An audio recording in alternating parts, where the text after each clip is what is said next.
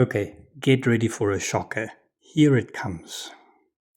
What the hell am I doing with the toilet seat?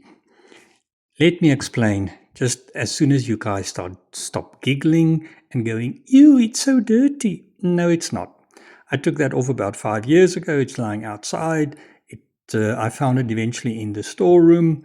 And to mount the staghorn or the Platycerium that I want to mount, I was looking for a fairly wide plank or a piece of wood. And this was there, and I'm now recycling.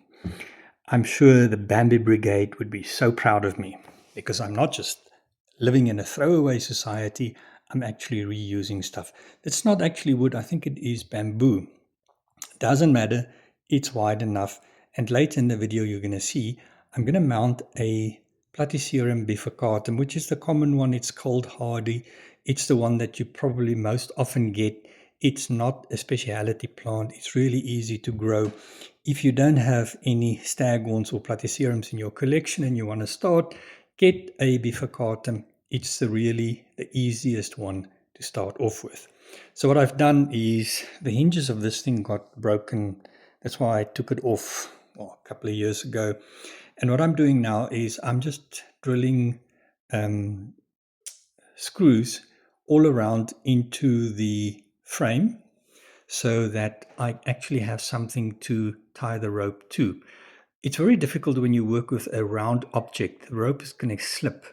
So that's why, you see, I've put quite a few screws all around, and also I've put 2 at the top. If I later decide to hang this, then I can just hang it on those 2 screws here. And now it's going to make sense. This is the one that I want to mount. And you can see it used to grow on a palm. Something, I think it's one of the palm leaves that came down, hit it, it broke it off. Fortunately, it broke off quite a few of the leaves so that it's not just the growth point. You'll see there are some roots at the back. So it came off a couple of weeks ago. It's still alive, so it obviously is not. This is the equivalent of if you would take a top cut from a plant. Just keep in mind, yeah, that was a little gecko that was in there. Just keep in mind, if you do take and if you call this, if you want to call it a top cut, the bottom cut is not going to sprout again. It's just going to die. Nothing is going to happen to it. So and this is very important to remember, if you damage or break off the growth point of a Platycerium, it's dead. The other fertile fronds may take months to die because they're going to grow as normal, but the growth point will not resprout. Once the growth point is damaged, it's dead. So be very careful when you mount a Platycerium that you do not damage the growth point. And now I'm also using a black string so that you can see what I'm doing. I'm not using a fish line that you can't. Bifurcatum, superbum, grande, coronarium, all those, the part that grow on the plant grows up to sort of create an open space where stuff can fall in. And this is how Platyceriums generally grow. When they grow on trees, that opening on top, and this is very important, when you mount it, do not close that. You have to keep it open so that you can put, I'm just putting sphagnum moss in there because it retains a lot of moisture. I'm also mixing it with a little bit of my own potting mix. My potting mix is fairly water retentive, so that's going to work well. And the other important thing is when you mount the Platycerium is make sure that it is tightly tied to your mounting wood or plank or whatever you're using, because if it moves, well, what happens is the roots obviously grows into the mount, whatever it is, wood or whatever. And if that is loose and it keeps on breaking loose and regrow again, your Platycerium is never going to do well. It probably not going to die, but it's not going to do well. So you'll see now that I've put it in, I am putting one string on top of the grow medium, so that, because if you only put strings at the bottom, you're literally pushing the plant up. So I'm putting one or two strings over the top of the growth point, so that it is secure and it can't move up on the plank that you mounted it on. Again, be very careful when you put a string over the top of the growth point. Don't put it directly above the growth point. Give it about 2 centimeters, 20 millimeters above the growth point, because the growth point will always grow up. The leaves, that the fertile fronds that it pushes up, is always going to grow up if you mount it correctly. If you put a string directly above the growth point, you're basically stunting the plant, because now that growth point has to find another place to grow to, so that it can push out the next fertile frond. So just be very careful of that. It's generally easy to mount it. Look, there are other Platyceriums. I think Madagascariensis, and one of those is literally half a dome, or a dome that has no opening towards the top.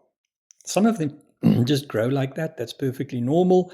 But especially with Bifurcatum, Grande, Superbum, Coronarium, those ones, if you look at them in nature, if you look at pictures of them in nature and it's an opening on top, this is where they get their food from, because stuff falls in there. Sometimes birds nest in there, and the bird poop is the fertilizer.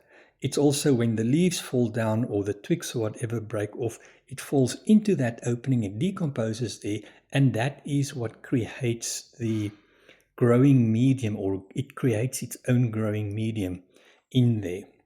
Now for us it's easy, because if you've got something as water retentive as sphagnum moss, you don't have to water it easy. It's not that difficult to water it, because the sphagnum moss is quite water retentive. There you can see I'm just filling it up, the last little bit. Make sure that it's well packed. You don't want to make it too packed so that it can't absorb water, but just push it in quite a bit, so that you have quite a bit of medium for it, because obviously the roots are going to grow into it. So that's what you want, quite a large, well, potting mix, if you want to call it that, quite a large area for the roots to grow into. Now the watering a bit, that is, when you grow this indoors, make sure that you can water it well. I would suggest take it off and put it in the shower if you can. Otherwise, you can see here I'm putting it in a huge tub. It was quite dry, and I really need to make sure that it's that it's going to absorb water quite well. The brown leaves there, look, it also depends on Grande and Superbum. Those leaves are always green. Bifurcatum, the leaves, as soon as they mature, turn brown. Those leaves, when they come in contact with water, is almost like a sponge. It just sucks up water. You'll feel the moment you water it, it almost double in weight, and that will tell you that it's well watered. I just want to quickly show you a few here in my garden. That is just a common Bifurcatum that's growing there. It's not very clear on the pictures because I can't zoom in that much. This one, I think, is, although it's still Bifurcatum, it's Bifurcatum Netherlands or Amsterdam or something. If you guys know, it's not as green as Bifurcatum. Those small ones up there used to be something else. It died, and I think it's spores that grew on there. It's not the one that did grow on there that started growing in there. This one is Coronarium. You see that often in Indonesia. They grow huge, and those fertile fronds are these long, dangly things. This is a juvenile Superbum. I've got 2 or 3 in the garden. I'll show you the bigger one later.